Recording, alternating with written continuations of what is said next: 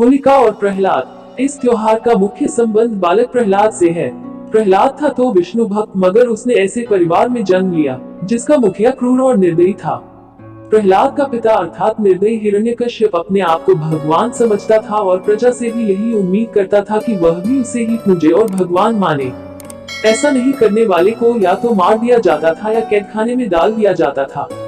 जब हिरण्यकश्यप का पुत्र प्रहलाद विष्णु भक्त निकला तो पहले तो उस निर्दयी ने उसे डराया धमकाया और अनेक प्रकार से उस पर दबाव बनाया कि वह विष्णु को छोड़ उसका पूजन करे।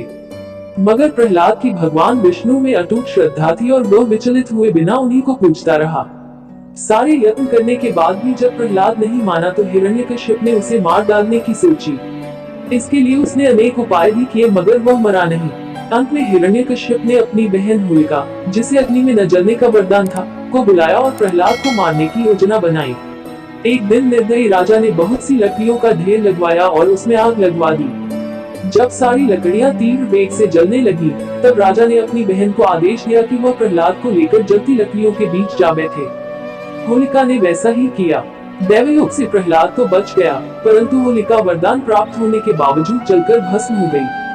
तभी से प्रहलाद की भक्ति और आसुरी राक्षसी होलिका की स्मृति में इस त्योहार को मनाते आ रहे हैं।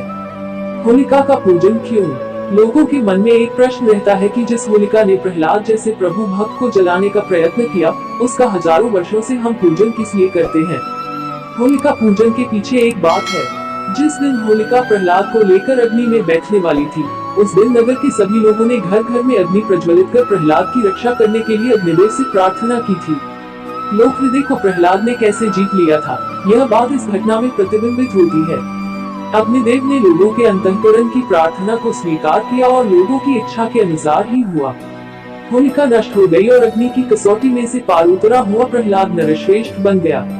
प्रहलाद को बचाने की प्रार्थना के रूप में प्रारंभ हुई घर घर की अग्नि पूजा ने कालक्रमानुसार सामुदायिक पूजा का रूप लिया और उससे ही गली गली में होलिका की पूजा प्रारंभ हुई।